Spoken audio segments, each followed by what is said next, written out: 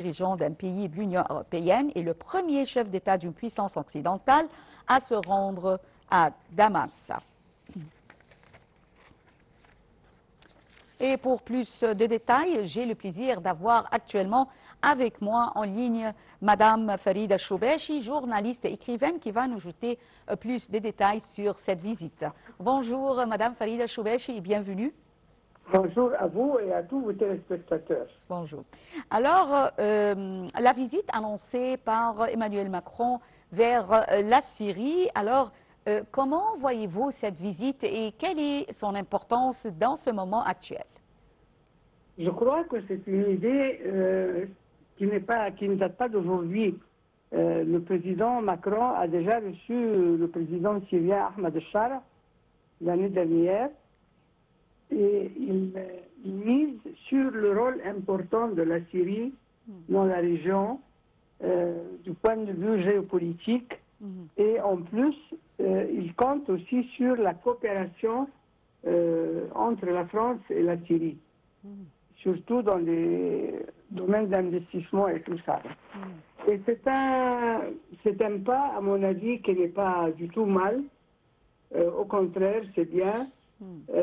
C'est-à-dire que il y a l'idée de l'entraide et la coopération entre les pays, c'est mieux que les guerres et les confrontations et tout ça.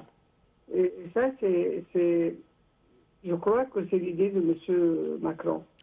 Oui, est-ce que vous voyez que ça sera une politique française au Moyen-Orient, ou plutôt on peut dire que c'est le début d'une nouvelle politique française? C'est le début d'une nouvelle politique française, mais c'est aussi un début de la politique européenne. Parce que la France compte aussi sur la coopération de l'Union européenne avec la Syrie. C'est-à-dire, il considère que le président Al-Shara, au lieu de l'isoler et de l'ignorer, qu'on le fasse travailler, qu'on le fasse agir pour le bien de la région. Et déjà, nous savons que le président américain, Donald Trump, va recevoir M. Shara prochainement. Et ça, je pense aussi, enfin je peux me tromper, mais je pense que le président Macron ne veut pas laisser la cour libre pour seulement Trump. Oui. Il veut que aussi la France et les pays européens agissent et marquent leur présence dans cette région très, très ébranlée par, nous savons,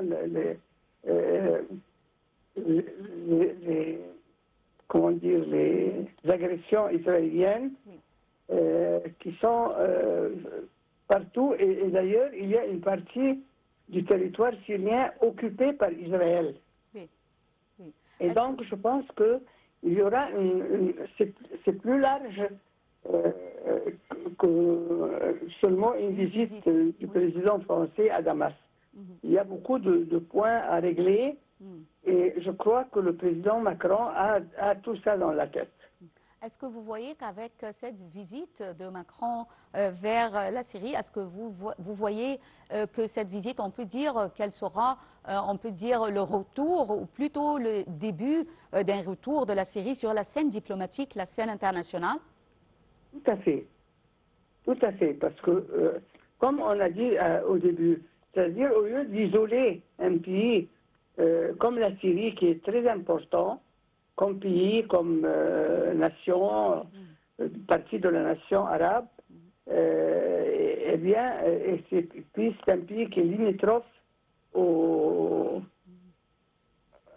à Israël et au Liban, c'est-à-dire qui est agressé maintenant par Israël.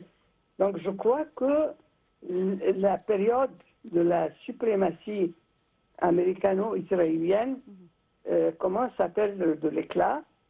Et qu'il y a des pays européens vont peut-être prendre le relais et essayer d'instaurer un mode de vie et de relation différent de celui qui a été appliqué il y a ces dernières années. Alors, je tiens à vous remercier infiniment, Madame Farida Choubechi, journaliste et écrivaine, pour ces informations concernant la visite prévue du président français Emmanuel Macron en Syrie. Merci d'avoir été avec nous en ligne et on enchaîne toujours notre revue de presse, mais cette fois-ci avec le quotidien français Le Figaro où nous lisons Coupe du Monde 2026, la Norvège et Erling Haaland terrasse le Brésil. Porté par son attaquant star, la formation scandinave est parvenue à s'imposer face au Jurivert de Neymar 2-1 pour se qualifier en quart de finale. Pour la première fois de son histoire, l'équipe de Norvège disputera un quart de finale dans une Coupe du Monde après 2 échecs en huitième de finale en 1938 et 1998. Ce dimanche, entre un gardien sur un nuage et un buteur, Erling Haaland, toujours aussi clinique, les Scandinaves ont fini par écrever le Brésil, battu 2-1 et éliminé pour la première fois avant les quarts de finale depuis 1990. Si la première période s'achevait sur un score nul et vierge entre les deux formations, les opportunités de part et d'autre n'avaient pourtant pas manqué.